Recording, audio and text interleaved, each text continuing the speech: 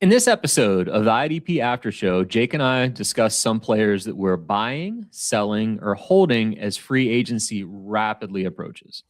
We'll talk about some of the biggest names in pending free agency, as well as some of the guys who could see themselves in better or worse positions depending on how free agency shakes out. If you're a Dynasty IDP gambler or a trade addict looking to make some big swings before we have more information, this episode's for you. Welcome to the IDP After Show. This is the IDP After Show. All right, welcome in, everybody. Jake, how you doing, sir? I'm doing really good at this point. We were talking before the show. It's been a roller coaster over the last, 10 days. But you know what? Always getting to stop that ride right here. I couldn't picture a better place to get off and jump onto this this fun little exercise that we're going to go through here today, and just a perfect primer for free agency. So you were pumped about this. I'm pumped about this. We're on the same page. We couldn't be more pumped. So pumped about this. I mean, I like the combine. I don't know if you're a big combine guy or not. I used to watch a lot more of the combine than I do now. We actually talk about the combine in my HR class. So just 2 weeks ago, I had all my students hand timing 40-yard dashes from Mike Gesicki and looking at retest reliability and things like that, and then talking about the predictive validity.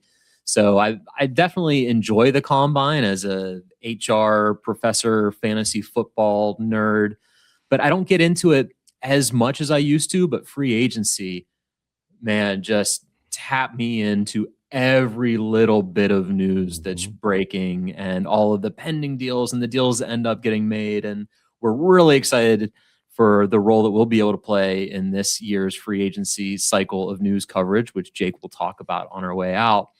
But today we're going to be talking about some things that you can do before free agency kicks in. So trying to preempt the market, or maybe not. So we'll be talking about some of the biggest names in pending free agency and a couple of guys who are not free agents, but have some interesting things that are potentially happening around them. And we'll talk about if we see them as buys, sells, or hold. Now, given there is 1,000 different ways of doing buy, sell, hold, let me tell you how we're approaching it here today. Jake and I did not trade notes, so I don't know who he's buying, who he's selling, who he's holding. He put half the names out for me to consider. I put half the names out for him to consider. We did not have any restrictions where we have to buy this number and sell this number and hold that number. Those are fun exercises, but we want to do something a little bit different. So we might be in lockstep on some of these guys, and if we are, then run to sell them or buy them, or just turn off your DMs because you're holding them. But if we disagree, it's some food for thought. And I know, at least as I was going through this process, there's a lot of guys who I wrote down, okay, they're going to be a sell for me. Let me do the research. Okay, well, maybe they're actually a hold. Oh man, I didn't catch that. I think at that price, I'd actually buy them. So speaking of prices, we'll also give you some real-time market data on the values of some of these players using the trade calculator that's available on the idpshow.com. And we'll also mention some of the buzz that these pending free agents are getting by talking about where they are in Mike Wollert's excellent article previewing the top IDP free agents. So, Jake, are you ready to get into it? Heck yes, Scott. Let's do it. I'm excited. I'm excited to see where we agree, where we disagree. And this first one is a big name.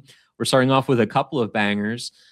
Jake, what do you think about Kaden Elliss, linebacker, currently for the Atlanta Falcons? Mike has him as his number 12 overall IDP pending free agent. The trade calculator over on the idpshow.com has his value as a mid to late third in a 12-team combined IDP and offense league. What are you doing in your leagues where you have Kaden Elliss? So for me, Kaden Elliss is someone I'm holding all my shares of Kaden Elliss at this point. And I'll say, and holding can always be such an ambiguous term. And we're going to be dealing with so much ambiguity, right, with these, because they're free agents. Who knows? There's so much that can happen, with a slight lean towards buy, right? Because that's whenever I tell someone to hold, right? If you don't have Kaden Elliss, you're like, well, this means nothing to me. So what should I do? So it's a hold with a lean towards buy, right? But when I look at Kaden Elliss, right, 3 straight years over 200 points in Big Three scoring. He had a spike year last year with all the sack production that he had. He's had 3 straight years of over 100 pass rush attempts, with a career high this year with 175 attempts. Even after they brought in, James Pierce and Jalen Walker with some people to try and bolster that pass rush, they still found a need to utilize him in high leverage snaps for IDP production. We did see a slight dip in pressures, even with the higher usage. So maybe a little bit of concern with age kind of creeping in there. But still, the outcome is still something that we love to see, because again, delivering over 200 points for us in the entirety of the season. Some of the we have uncertainty about Kaden Elliss. We have uncertainty about his teammate James Pierce. What's going to happen with him with all the off-field stuff, right?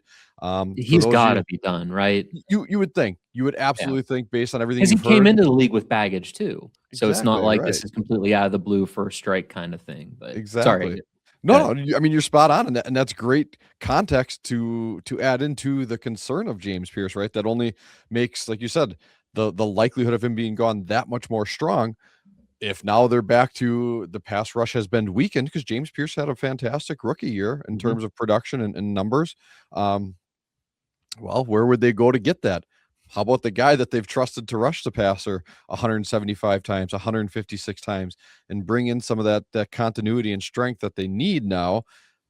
I think Kaden Elliss is going to return there. He's going to have the same type of potential boom type of role with the pass rush opportunities. I think there is maybe a slight decline in his floor in terms of what he brings to the field in terms of tackle numbers and things like that. Just, especially playing alongside someone capable and competent like Divine Diablo, who's still under contract and looks like a team-friendly contract for this year. So I very much like him as an LB3 on my roster. And that's where I feel like I value and have him a lot in terms of that. So yeah, for me, I'm willing to, sell a late third or even a mid third, especially in this draft, where plenty of guys that we all love looking at things early on, but the consistency, the known value, the team need for him, to me, that's a solid hold with a lean towards buy. Well, we have our first disagreement of the afternoon, because Kaden Elliss is a sell for me. He is someone who I tap into him a lot more in redraft and best ball. So I had him in a lot of places last year, but I don't know that I have him in any of my 6 or 7 dynasty leagues that I'm in right now. But if I did have him, I would be looking to sell him, in part because he's a name. He's a name that is known in the IDP community, and it's for good reason. Like, you listed a bunch of the statistics. He was IDP 7 2 years ago, IDP 33 last year. It's a solid producer, at least 26 pressures and 4 sacks each of the last 3 years in Atlanta. But the reason I'm selling him is twofold. One, there are a lot of pending linebacker free agents this year, which make the market very murky. If you look at Mike's article, and I think it's not just Mike's pro linebacker bias. If you look at a lot of different evaluations of the free agent pool, it's incredibly strong for linebackers. Mike has 10 of the top 15 pending free agencies as middle inside linebackers. So this could be a really, really wild free agency period where I'm less confident that he's going to end up back in Atlanta, which would probably make him more of a hold for me.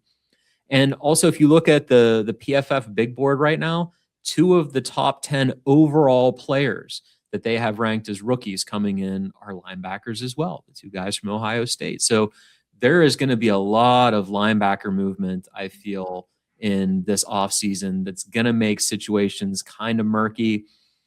That has me in between hold and sell. But when I saw this idea of a mid to late third, I think at a mid third, I would definitely be comfortable selling him. When we start to get into late third, early fourth, I'd be more prone to hold. But I don't know. I kind of want to get some return on investment and build some more draft capital in a mid third for a linebacker who is great but has a lot of uncertainty. That'd be enough for me to pull the trigger. No, I think that's fair. And I think something too, right, that didn't really discuss, and hopefully it's understood within the context of everything we're talking about. your roster construction within your league makes the world of difference, right? Like, because I agree, right? Like if I'm on a rebuilding team, like, yeah, if someone's like, here's 307, done, right? Like, perfect. I'll go try to just, play the waivers from here on out, as I continue to collect draft capital as I'm trying to rebuild. As a contender, I think if you're like, yeah, I really need to shore up LB3, LB4, bye weeks, whatever, and you can get Kaden Elliss, I feel like that's a smash to try to put you in a better spot to contend. But I will say this, if I was a contending team and I had the option of having to spend a mid to late third for Kaden Elliss versus getting any of the three incredible olds in Demario Davis, Bobby Wagner, and Levante David for probably a fifth, I would have to imagine in most leagues. In my 12-team home league, I have bought and sold Levante David more times than I care to admit over the past few years, but the selling price is usually around a fifth. So if I'm between having one of those guys as a contender and spending 2 rounds less of draft capital and saving some of this draft capital for the bloated, overvalued offensive assets that are on the trade market, I still think, even if I'm a contender, Elliss is a sell for me. All right. One last thought that I had, just wanted to throw into too, because you talked about the free agent market, right? And this just came to mind because you were talking about it. This because of Atlanta's lack of draft capital this year, because they traded away their first to get James Pierce, who again we talked about those troubles. Yeah, if they were number 13 overall and they could land Sonny Styles, like heck yeah, I definitely think there's a strong chance that Kaden Elliss could be replaced with a younger, more athletic, whatever they need to do. But now that they are without that draft capital, I think that only would strengthen my belief that he's likely to return, because they can shore up what they know and, attack value elsewhere with, whatever draft capital they do have left. So, but enough Kaden Elliss, because we got plenty of guys to talk about. And the next one we want to talk about was number 6 on Mike Wollert's big board in terms of free agent IDPs. The trade calculator comes in at a late second, early third. And this goes to one of Scott's, his home team, or his team's favorite here, Trey Hendrickson. Scott, where you got him? Yeah, I wanted to talk about Trey Hendrickson because even though he's breaking my heart as a Bengals fan, because he is definitely out the door, everyone knows it, he's a buy for me in fantasy. And it comes down to the value that you're getting for it.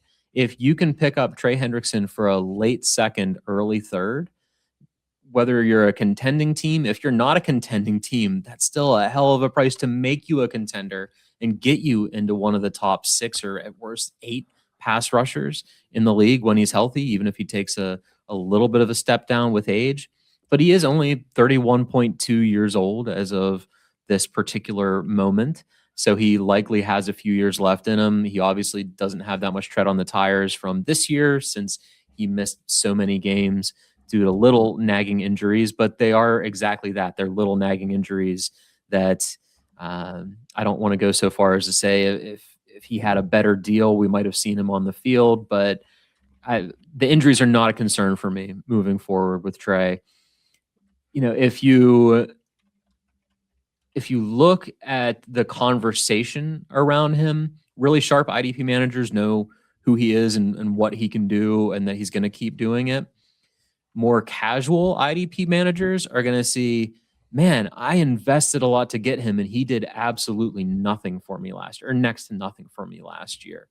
And, there was the pending holdout that was potentially going to happen before the season started. So I feel like people who have Trey might not have the patience to want to see where he lands and if and how he bounces back.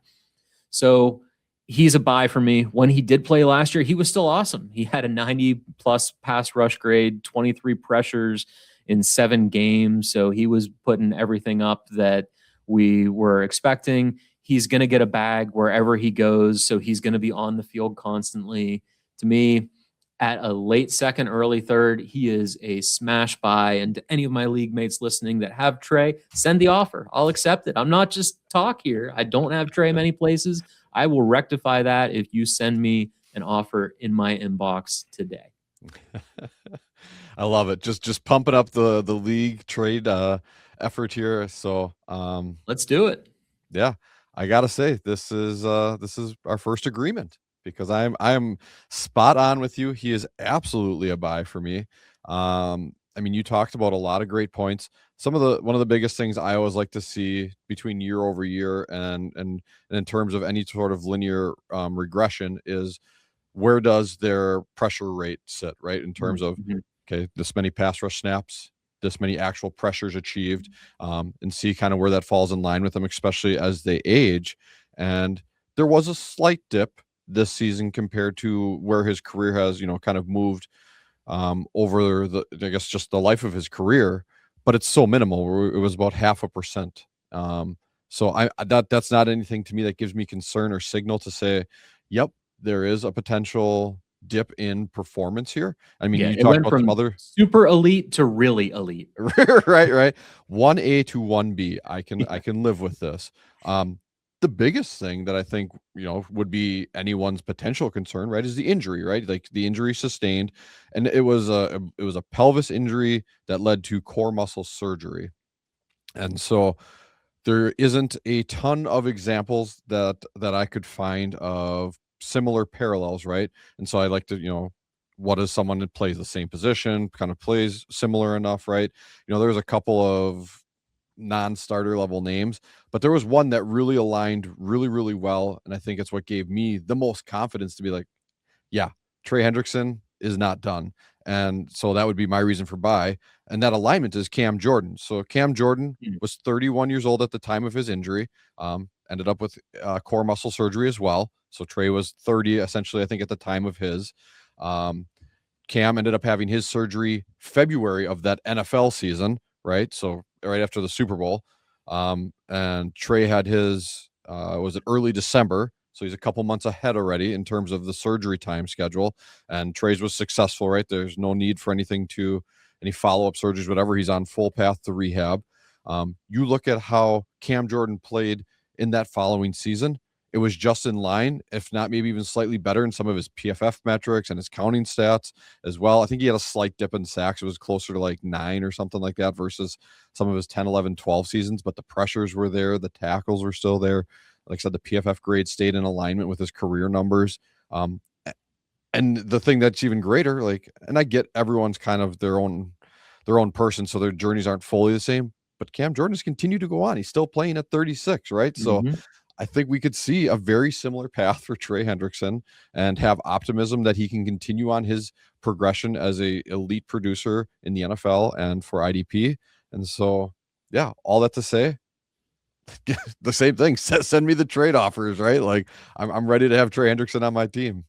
Because I also see him as a guy that once free agency starts and he lands and we know where he's going to be, that value is going to go up, regardless of where he is, just how much he's going to be in the news cycle, how excited the team is going to be, whoever it is, about landing him. I can only see his value going up in the short term. So that's why I love doing this episode now is I'm not someone who trades in a lot of uncertainty, but this strikes me as someone who the market is currently undervaluing, which is likely to get a bit of a bump once he lands somewhere. So yeah, send those particular offers to us. Don't send us don't send us a first for him because we're not doing that. Nope. But I think what we're saying here is that late second, early third, we're willing to do some business. Yep. Sign me up. So speaking of edges, we've got another one that is someone who I vacillated a lot. This is one of those ones where I had one thing and then another and another. So I think he was a great nominee by you, Jake. And this is someone who I do have in 3 of my dynasty leagues. So he's someone I've had for a while. Mike Woolert has him as his overall number 15 IDP free agent. The trade calculator has him as a late third. What are you thinking we should do if we have or are considering acquiring Jaelan Phillips? Yeah, Jaelan Phillips. I love him. I got the little helmet right here, somewhere in the background. Dolphins. There it is, right? So that love continues on here. I want to buy Jaelan Phillips. I think the valuation at late third feels feels like a really good value at this point. I think some of that is coming in with how his season ended with Philadelphia, where the sack numbers, weren't exactly flashy and didn't really stand out in terms of that. And I think that's kind of dictating some of that valuation there, because Jaelan Phillips is someone who has consistently, when healthy, and I get that's a caveat because in the entirety of his playing career, right, like even back to college, there were significant injury concerns, but Mhm. when he has been healthy, he has been just a consistent deliverer in terms of the counting stats, in terms of some of the underlying metrics we like to look at to try and help us predict some of that success. I think the thing that excited me the most this year is he played fully healthy this year. He had a near 18% pass rush pressure rate throughout the year. And the thing that, again, gets me excited about buying it is it was almost identical between his time in Miami and between his time in Philadelphia. So this is not something where he got schemed up in one place and the utilization was just different or better in some way. I think he just fits somewhere or fits in most places. And so obviously if a team's going to go get him or maintain him in the case of Philadelphia potentially, he's going to be utilized correctly and he's going to be able to produce in that way.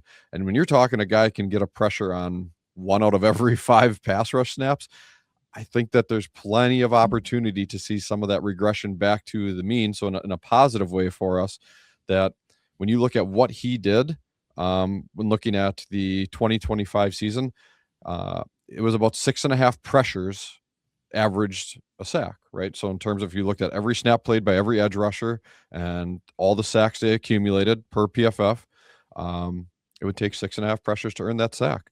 If you look at how many pressures he produced and where he should have ended up, he should have had 11.5 sacks last year, Mhm. Scott. I don't know about you, but I will take 11.5 sacks for a late third. So yeah, I really, really think, this is a great opportunity to buy a very talented and relatively young player too, in terms of, we just talked about edge rushers can succeed well into their 30s, at least early to mid 30s. He's got plenty of time left to do that. And I don't know this. I shouldn't say I hate, but I try to avoid these things too much, the narrative to drive things. But he Mhm. really seemed renewed in his time in Philadelphia, right? Like he was excited. I remember some of those interviews he talked about. He's like, "This is the happiest day of my life once I got here and I got to do this." Right. So I don't, either things were that terrible in Miami, things are that good in Philadelphia, or the perfect marriage to just say, "Hey, he's really excited to be playing ball again." So yeah, sign me up. I'm buying Jaelan Phillips where I can.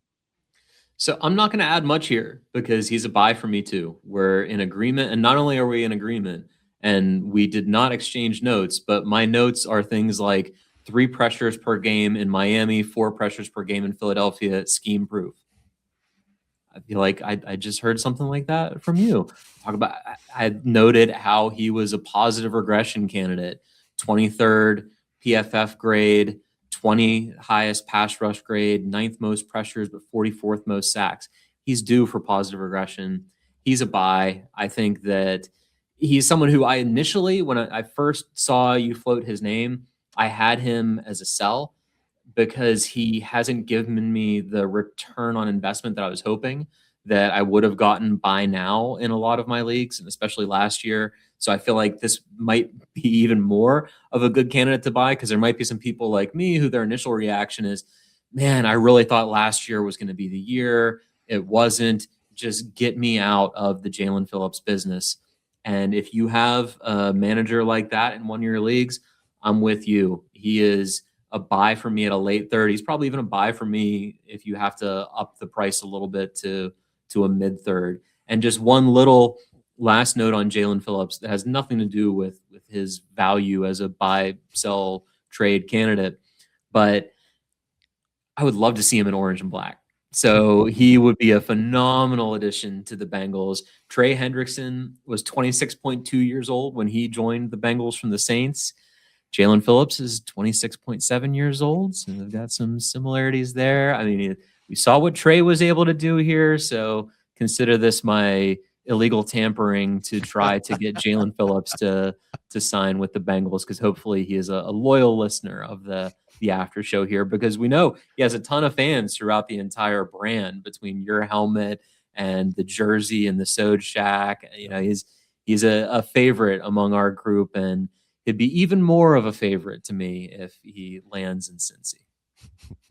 Great stuff. Well, I'm glad to see the alignment. It's almost like we approach things similarly at times. But let's see where we land on the next one on your list. We're going to go linebacker here. This was number 34 on Mike Wollert's list of top pending free agent IDPs. He's a late third, early fourth, former standout IDP for a lot of people. We're looking at Devin White. Well, we'll see, but was the Raiders of 2025. Yeah, I am holding Devin White. I know conventional wisdom says sell because he had that great year last year. He has name recognition because people remember what he did back in 2022. And, we know that he can produce even if he doesn't put up the best numbers. There's a lot of reasons why you can make a compelling case to sell. I'm holding him because, well, one, I think that people who are selling him are going to try to sell him for more than late third, early fourth. The people who I know who like to make a lot of moves like to take advantage of people who don't necessarily look at a player's overall trajectory. And I'm not a sucker on the market, so I'm not going to overpay for him. I'm also not going to try to rip somebody off if the market is trying to push his value up a little bit, because a lot of trading for me is about building relationships and losing some trades, winning some other trades, all in the goal of making the team better in the long run. But the reason he's a hold for me and not a sell isn't just because I'm a good guy and don't want to rip somebody off for overvalue and don't want to spend my capital to go out and acquire him, even at that late third, early fourth, is his ceiling, we've seen it, is IDP 13, and that was last year. His floor as a full-time player is IDP 123rd, and that was back in 2023 in Tampa. So we know there's a lot of variance. Mike having him as free agent number 34 speaks to some of that variance. But a big part of the hold for me is looking at recent history of the market in terms of what's there at the end of the third, the beginning of the fourth. So I went to my sharpest league. It's a 24-team league, but there's 2 copies of every player. It's a bunch of really good, really on top of it managers. And the nice thing is you're able to see sort of the consensus of where players are going in leagues like that, since there's 2 copies. And the players who were going late third, early fourth last year were guys like Elijah Arroyo, who I don't know that I would trade straight up for Devin White. Jaden Blue, who I know I would not trade straight up for Devin White. Elik Ayumanor, I would consider as a trade partner for Devin White. But if you look at the IDP, it's Malachi Starks, who is clearly a better IDP asset, but he's also a safety, which are a lot more common for you to be able to get. Michael Williams, who we have no idea what he's going to be. We didn't even know what he was going to be before he got hurt.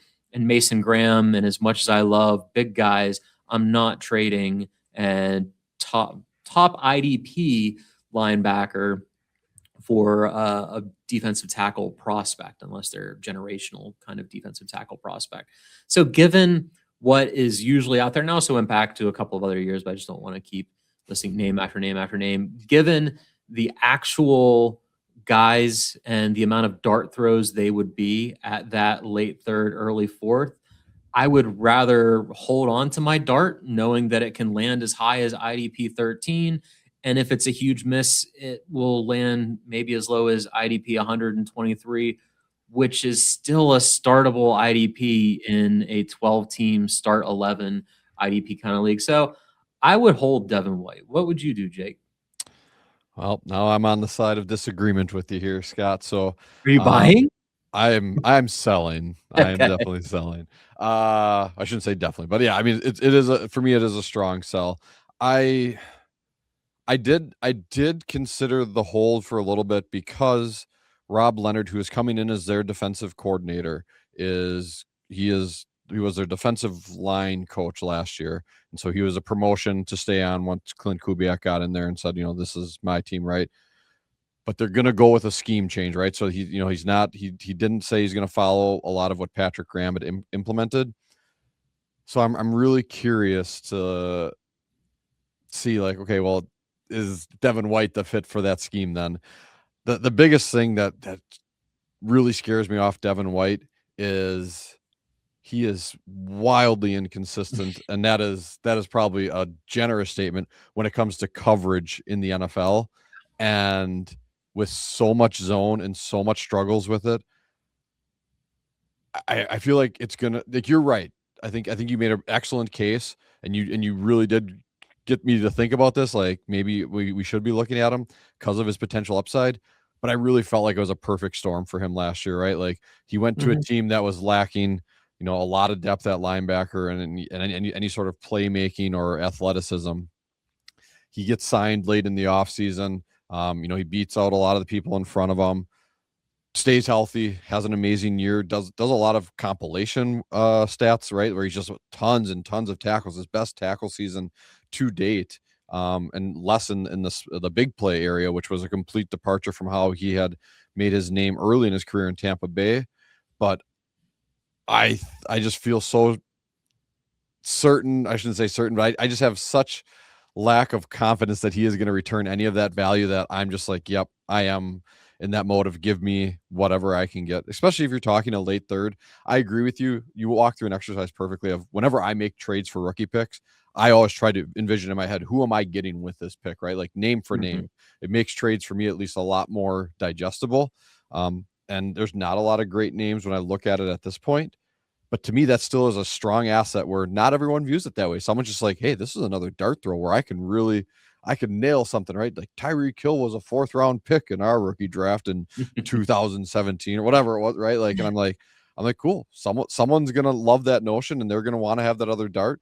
So now that gives me more ammunition to make the trades I need to move wherever it is within a draft to land where I want in terms of my roster construction. So I feel like Devin White is not that at all when it comes to this. So yeah, that's a good point. I'm selling. Yeah, that's a good point that you make too, that people get rookie fever and they're always willing to overpay. And not just that, but in most leagues, there's that common math of a late third this year is worth an unknown second next year. So a lot of teams try to trade back in so they can take another pick. And if I think of this as a 2027 second, I probably would sell at that point. But thinking about it just in terms of that trade value this year in real time, I think it's more of a hold. But one of the nice things is, you should know from listening to us, do not run out and buy him unless it's a bargain basement sale well below market value. I have him as a hold. You have him as a sell. I think we both have pretty good cases to make. But the conclusion there is, do not buy Devin White, especially at market rates.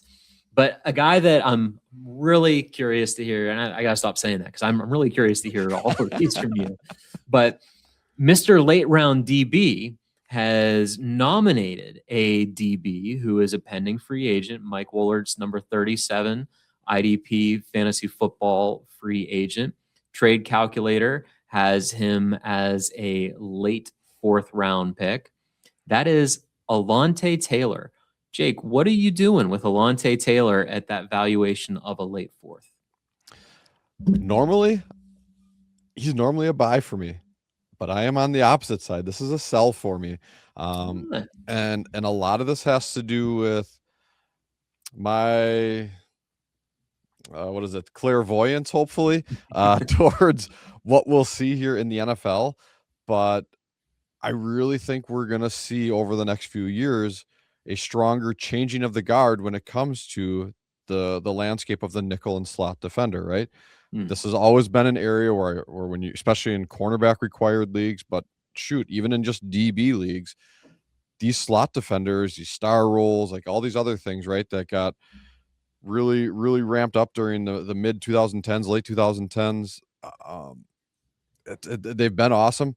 I think the pendulum is swinging back the other way in terms of what offenses are trying to do. And what that does for me then is I think we're going to see that gradual, greater utilization of 3 linebackers, 3 off-ball linebackers, right? We start to see some of that already trend in.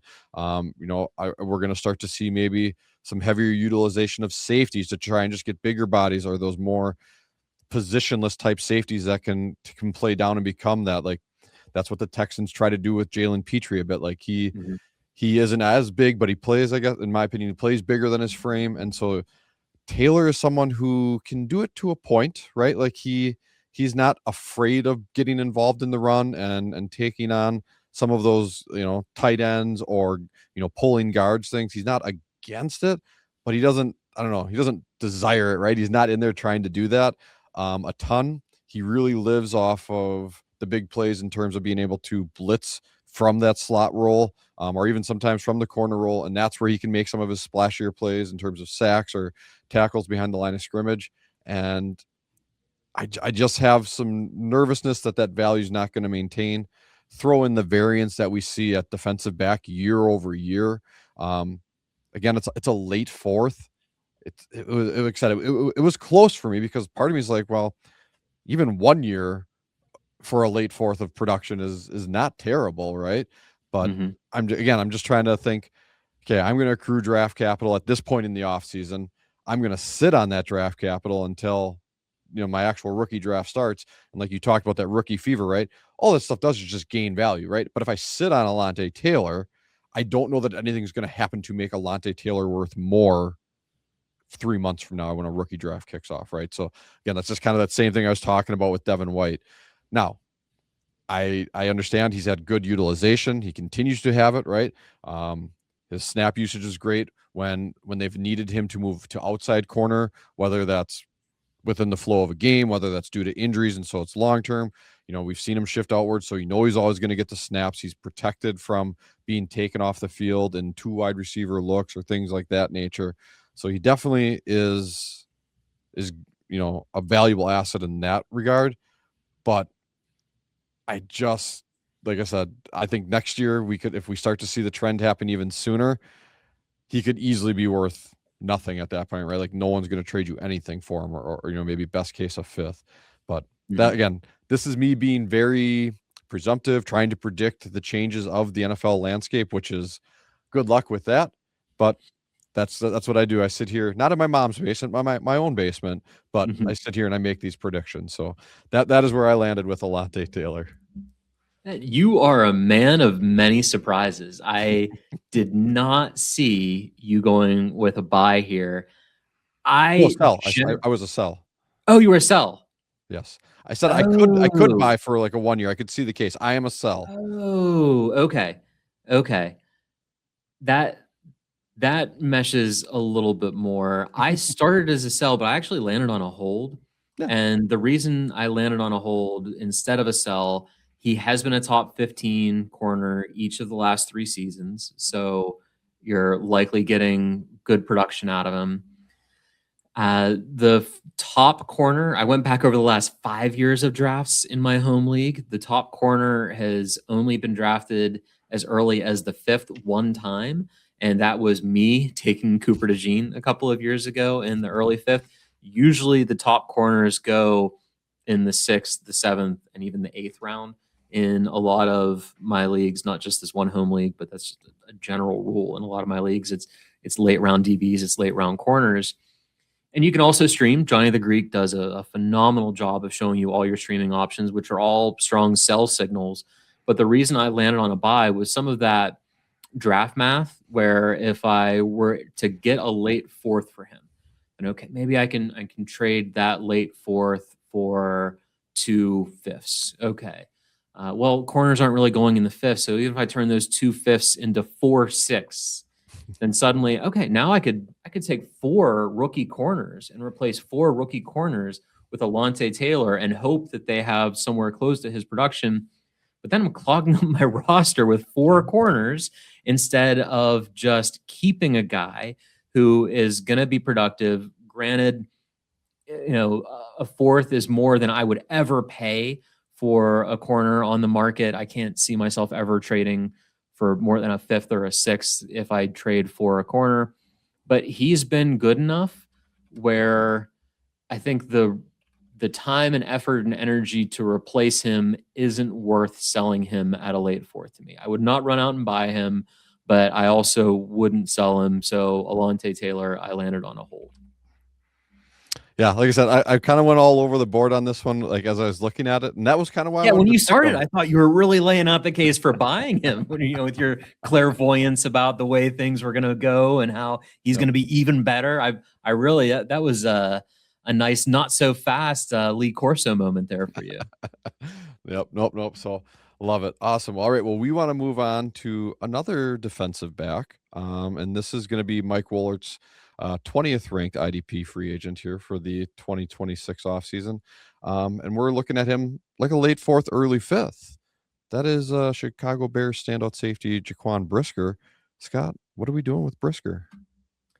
It hurts my heart to say this because Brisker is a guy who loved at Penn State. I'm a big Penn Stater. By the way, shout out my alma mater, whose students just raised $18 million to fight pediatric cancer this past weekend, an event called Thon. There were football players there, former football players. Juwan Johnson was the MC for a pep rally that they did to help raise some funds. So love Penn State players, but Jaquan Brisker is a sell for me. Granted, he's only 26 years old. This is a position where you can play for a good long while. He was safety 38 last year. He was safety 18 2 years ago when he was fully healthy, and that's been the ceiling so far. It just feels like that's something that you can get out in the market for probably even less than a late fourth, early fifth. His grades in particular aren't anything special. He's been in that 64 to 67 range in all 4 of his years in the NFL. He is versatile. He played 700 snaps at box, slot, DL combined last year, but he also played over 500 deep or at corner, which makes me worried about where he's going to land and how they see him being used, where if they use more of those deep talents that he has and don't really use that versatility, or don't even better, use him more as a big box safety, that could hurt his IDP value.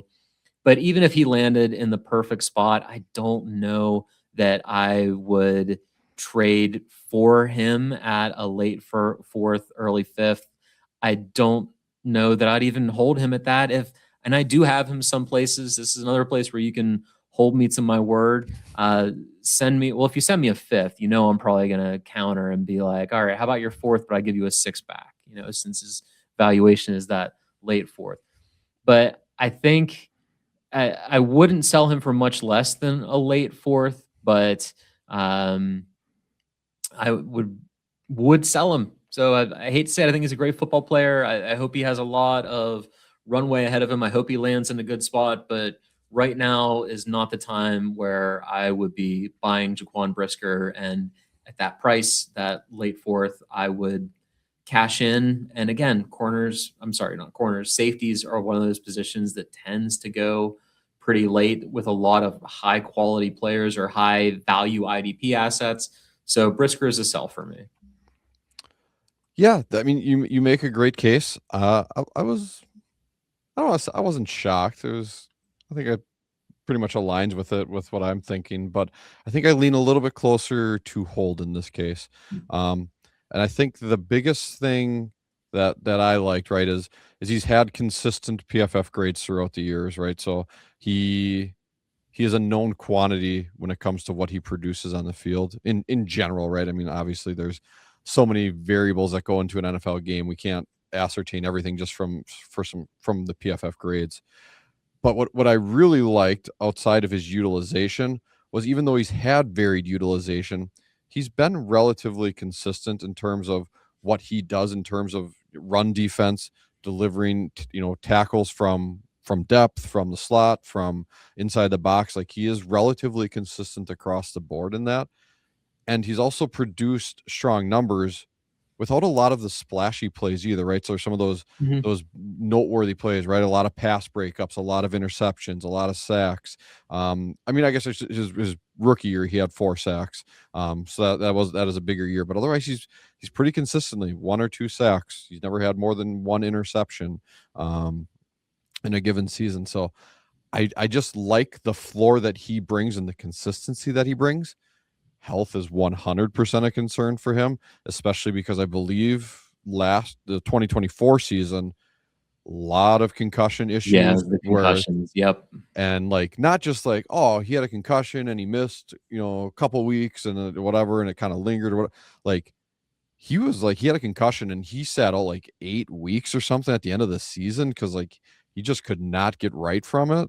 It was almost like a Tua situation where you worry, is this Yeah. guy going to come back and is he going to play? But like Tua, he did come back and he did play. Yeah. But yeah, it's a weirder injury to project that freaks you out a little bit more as a fantasy manager. Especially when it's not so cut and dry where like, I don't want to downplay obviously the seriousness of a concussion, but in the less severe scenarios, right? It's okay, they get a concussion, you can pretty much count on them missing the next week, but then they come back and you see minimal, if no, production dips, and they continue to play healthy, for the foreseeable future after that. He played over 1,200 snaps last year, so I'm erring on the side of I'm hoping he's past that, but I definitely get some of the concerns tied to there. So for me, if I have Brisker, I'm going to hold him, right? Because I think he can be, regardless of where he lands, he can be a consistent DB, high-end DB3, maybe even a low-end DB2 for my rosters.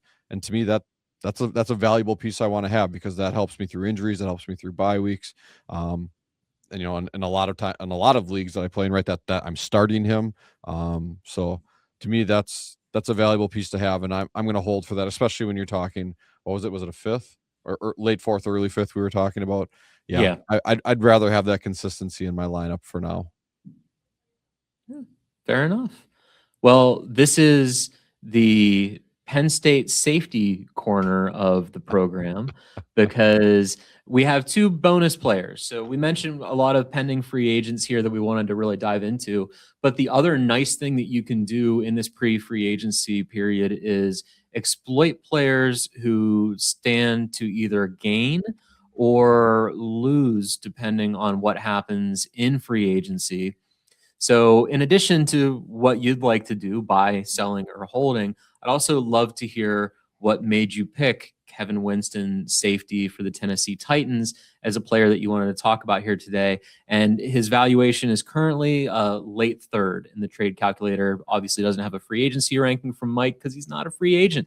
So why Kevin Winston, and what are you doing with him, Jake?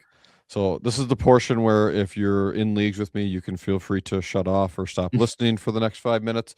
But Kevin Winston, I was smitten with him when he came out as a prospect last year. I know he had a terrible injury to start the year, lost that whole season in his final year at Penn State. But even before that, loved him. This guy was in a lot of places a consensus first-round talent when it comes to safety, and safety is a semi-devalued position in NFL terms, right? We're starting to see a little more value in it in terms of people taking some shots there, but the fact that he was graded like that, I think he ended up being a 3rd-round pick to the Titans last year, and he fought through and rehabbed all year to come back and be a strong asset for that team at the end of the season. It was wonderful for IDP. I was so excited to be able to start him once he was finally in the roster. Amazing utilization, nearly 60% just between the box and the slot. I am excited about Kevin Winston. He had another injury, unfortunately, at the end of the 2025 NFL season. So to me, even at a late 3rd, where this is a guy who I'm not gonna throw out the comps, some next Derwin James or Kyle Hamilton or whatever, right? But this is just someone that to me, from what I saw or what I felt was there as a prospect to what we saw in limited reps on the field, the situation he's in terms of the Titans, the need for talent on that defense, and the fact that they're bringing in Gus Bradley, who he's never seen an offensive look he doesn't love to throw cover 3 at.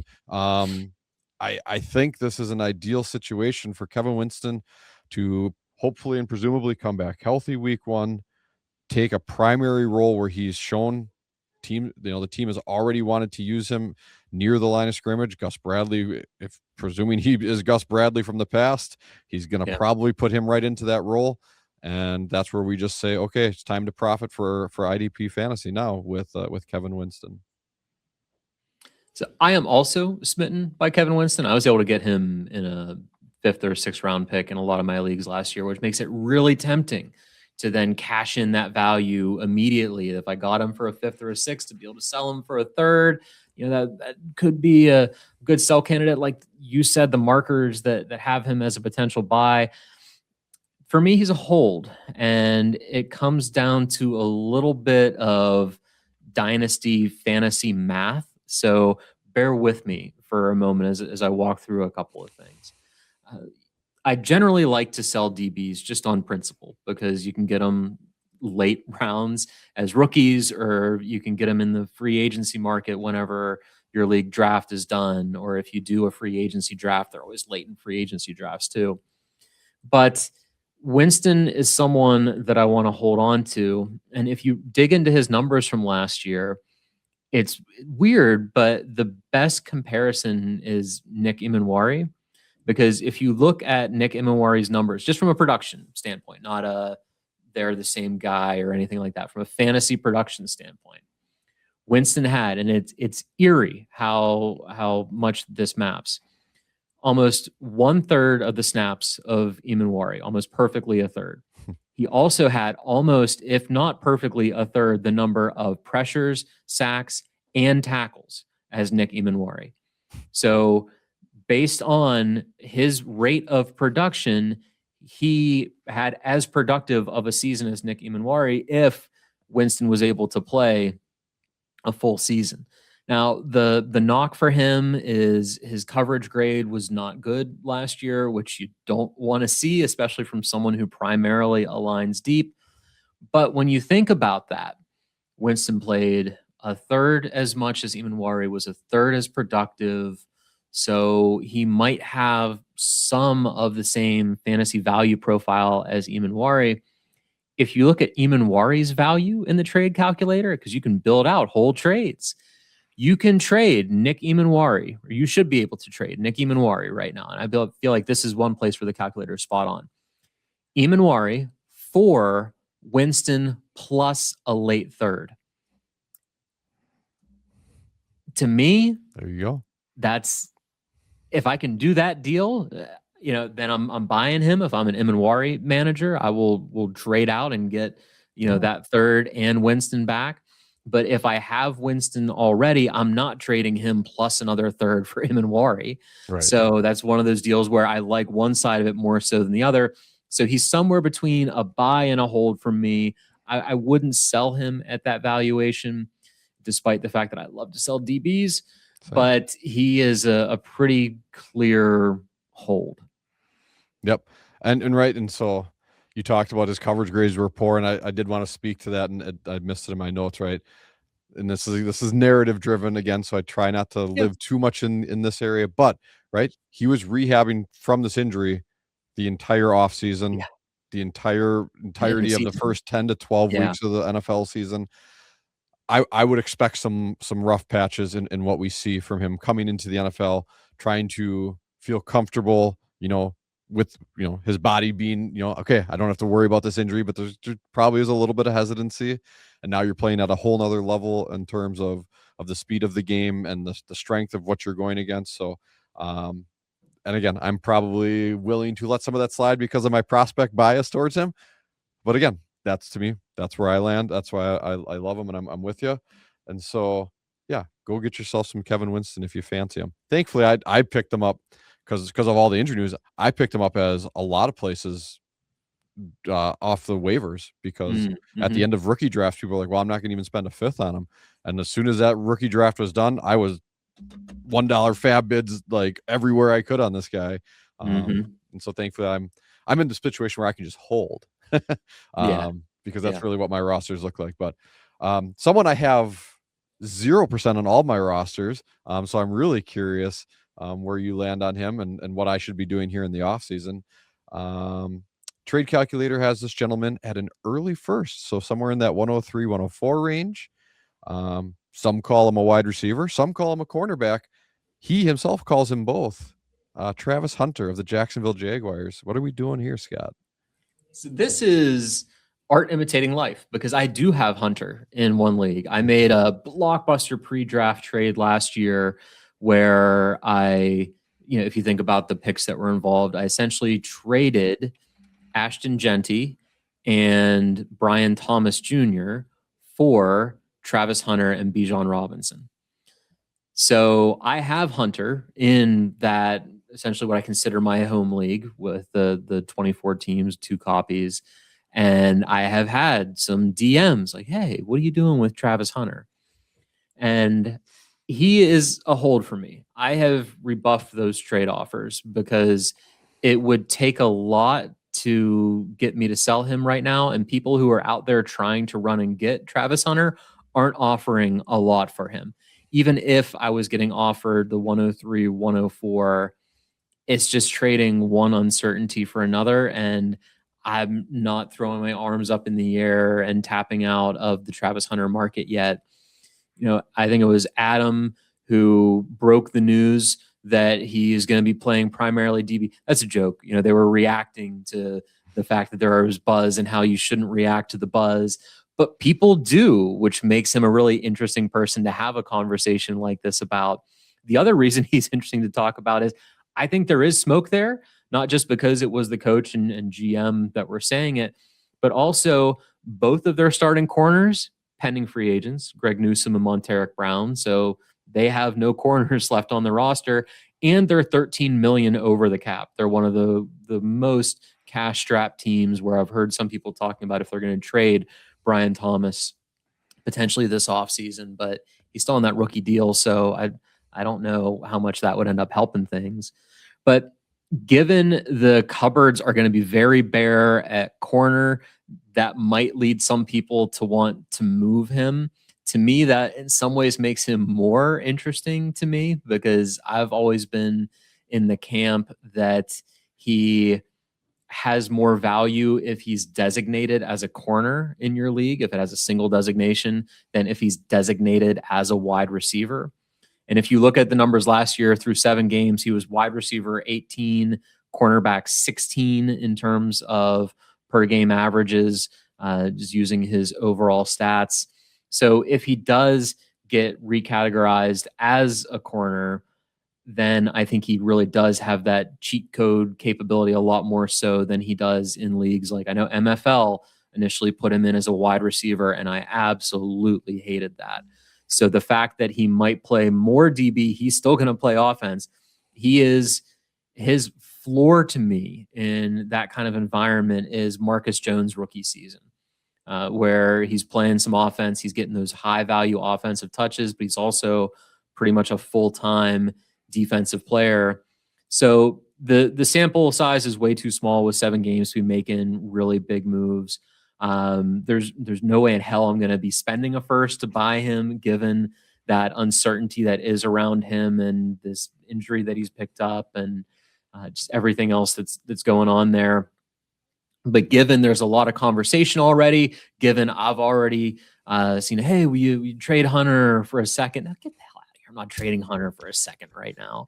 And even if someone came to me for the trade calculator value of that 103, 104, I'd look at it really closely, but I think I'm holding him for now. I don't think this is the time to be. His value isn't depressed enough to make him a buy, and we don't know yet if he's going to live up to his hype that we all believe that he could be coming in. So to me, he's just a stay the course. If you have him like I do, speaking from experience, I'm holding him. Still going to target him. I'm probably not doing any dynasty startups. I tell myself that every year. Then I end up doing one, but probably not going to target him if I do any dynasty startups, unless he starts. Every like the $1 Million Man famously said, everybody's got a price. And if he starts to fall far enough, I would buy him. I would draft him. But at these current market rates and what I'm seeing in real time out on the streets, I would just hold him. And that's what I'm doing. How about you? I know you said you don't have him, but if you put yourself in that position of suddenly Travis Hunter is on your team. And I know lots of guys who trade for guys to then trade them again because they think someone's selling them for not enough. And so even though you don't have them, this is a useful thought experiment for you. What would you do? What are you thinking about Travis Hunter this offseason? I mean, on an episode predicated all around the uncertainty, the ambiguity of these players, where are they going to end up? How do we value them without knowing that? Travis Hunter is the ultimate question mark when it comes to his team, the roster construction from an NFL perspective, the platform you play on, what do they designate him as? There are just, so many things that come into play and you have to consider. And so to me, like, I am Ron Burgundy. He's a hold. Like, I don't know, man. I'm being forced to make a decision here, so I'm gonna say hold, because I think that in his wide range of outcomes, I do think he ends up being a starting corner who plays 1,000 snaps and has a good floor in that regard in terms of he's shown as a prospect, right? He has a strong capability for making plays on the ball. If they don't have much in the way of corners, because I doubt they're going to make a splashy move in free agency. They don't have the money. Right. I mean, the salary cap is fake, right? When it all comes to it, like they'll reconstruct they'll restructure all these contracts, and all of a sudden they have 40 million in available cash. But I mean, right? Sorry, no, you're all good. So to that said, though, I still think he is their best path to have a number one corner is him. Especially with the way everything is currently structured in their wide receiver room. And this is what I wanted to see from Travis Hunter year one anyways, is I wanted him to play full-time corner or near full-time, whatever. Maybe it's like 750, 800 snaps, really play, the shutdown defense he's potentially able to play on the outside. And then they find a way to just work him in for 10 to 15 snaps a game on offense. But those are really targeted, high leverage 10 to 15 snaps where he's probably going to have a 33%, route share in those 15 snaps. And so he ends up with 4 to 5 targets, an end around a carry, whatever, some design touch in that way, because he can be electric with the ball in his hands, right? Or he can get into space and make something happen after the catch. And so you have a talented wide receiver room. Let that be the case that the other teams have to plan for. And then you find ways to just kind of, I guess, lack of a better word, gadget type stuff to get him into the offensive game plan. But he can still be that elite corner for you, that drafting him at 102 as a shutdown corner can make sense if he can go out and be that. And so to say all those things, I think that delivers him. If he's going to be on a platform like MFL, right, or Reality Sports Online, where it's like, okay, you got one designation and his primary role is cornerback. Well, if you're telling me I can put a cornerback who's going to go out there with, a 2 to 4 floor tackle, a 2 to 4 tackle floor. Yeah. Thank you. I couldn't get that out. Have some big play upside, but he's also going to get 4 to 5 targets a game potentially. That is the cheat code. Then that is what I was hoping for him. That's what I anticipated. It did not go that way. So I still think that is now the possibility, the way things lay out. And I think it's maybe the strongest possibility, albeit there's so many of them. Maybe this is a 10% chance and there's 19 other ways this can all go. So for that, I'm going to hold. So that was a big meandering river to get to that point, because that's what he is. There's so much unknown about this guy at this point. Yeah, I agree. But and I think that hopefully all that we've said is helpful food for thought for people who might have Travis Hunter or might be thinking about going and getting him and, might decide to just wait on that. But let's wrap up with a little bit of a game within a game. So at 104, we both said we'd hold. At 103, let's say Superflex 12-team league. 103, you still holding, or would you sell at 103? Nope. 102. I'm selling. Yep. It's hilarious you went through this exercise. As you were talking, I was going through the same exact thing already in my head, because I'm like Superflex, Jeremiah Love, Mendoza are enough that I'm like, yes, I will cash out. I will take my known there and move forward. Yep. The wide receivers and running backs beyond that right now, nope. I'd still rather take the theoretical upside of Hunter. So yeah, I think 102, I would look at for a while before I clicked accept. 101, I would smash accept. Yeah, 101 smash. Because there is even at 2 though. I'm confident. I'm going to presume Love's going 101, even in super flex leagues in most places. And then Mendoza, I'm still very happy to take him at 102. Okay. So his sell signal then would be 102. How about buying him? Let's hop down a little bit further. If you had 108, would you trade 108 for Travis Hunter if he's designated as a corner? Let's say that for the sake of argument too. Yeah, you'd buy him at 108. I think so. Yeah. Which is funny because I have 107, so maybe in my home league, so maybe I should go out and offer it for Travis Hunter. I'm just connecting people, brokering deals in real time for you. I think that,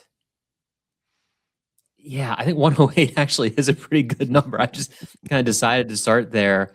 I thought we might end up going down from there a little bit, but at 108, I think that would probably be the place where I'd be comfortable giving up that kind of, and I'll be doing all of my rookie rankings and rookie breakdowns, so I'll have a better sense of the market.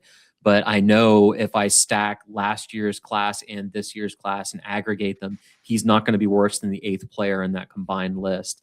So I think 108, that'd probably be my buy signal as well. Okay, so we both said hold Travis Hunter. Yep. But if you can sell him for 102 or 101, go ahead and do that. If you can buy him for 108 or lower, then go ahead and do that. So here, we're doing work for the people here in real time, just making sure that we're helping everyone out as much as we can. And you'll have to report back if you end up being able to get him for that 107 with maybe a little bit of something on the back end too. I always like there's a little bit of that wiggle room, just trying to get one of those really late round picks. So you mentioned a 5-round draft in your one league, trying to get a late 5th so I don't have to worry about the free agency market and my spending some of my fab early in the off season. But hey, hope you all found this instructive. Jake, I know you've been keeping tabs of things. Where did we end up landing on these players today? Absolutely. So run down a quick recap. So we had Kaden Elliss. I was holding, you were selling. Trey Hendrickson, both agreed on a buy. Jaelan Phillips, we agreed on the buy. Devin White, I was more of a sell, you were more of a hold. Alontae Taylor, I was selling, you were holding. Jaquan Brisker, I was holding, you were selling. So flip-flopping on the DBs there. Kevin Winston, I was buying, you were holding, but still we're feeling pretty good there. And Travis Hunter, we were both a hold, but there's so much variation and range there. We talked through a lot of the specifics on that one, so that's a good one since it is such a big name for us. But yeah, a lot of great ideas, and hopefully, again, right, this wasn't meant to be instructive in the sense like you must go buy in all situations, but hopefully you can take the information we use to come to our conclusions to help you collaborate to find your own conclusions for these players in your leagues, or maybe even other players. So yeah, because we've got just 2 short weeks until free agency really starts in earnest, and so these values aren't going to be the same in 2 weeks, which is why we wanted to get this out now. And this was a lot of fun, and I'll be curious to see if anything ends up coming from this. If you bought any of these players or sold any of these players that we're talking about recently, let us know. There's also the IDP trade show where the guys love breaking down trades. So let us know all your wheeling and dealing and how you're using what we're saying or ignoring what we're saying. It's just fun to know what's happening out there in leagues other than our own. But Jake, what we got coming up next? Well, I mean, you set it up perfectly. You talked about what is coming up on the NFL calendar. So our calendar is going to kind of mirror that. We're going to start diving into free agency, and we're going to do a little tag team action with our good friends on the flagship show here with Adam, Bobby, Josh. They're going to take you into free agency at the very beginning of it. And we're going to follow up after the fact with some of the secondary wave and the second day and all the stuff that kind of comes, because it really does come in waves at us. And so there's a ton of information. They'll break down that first part for you. We'll break down the second part to make sure that you guys are getting everything you need as it comes to free agency. So strap in as we get ready for all the alerts on our phones breaking from Adam Schefter or Underdog or whomever you use to break in some of your information. We'll help dissect that as we move forward. So That said, though, we want to thank everyone for listening in today, and we will see you in the draft room. This was the IDP After Show.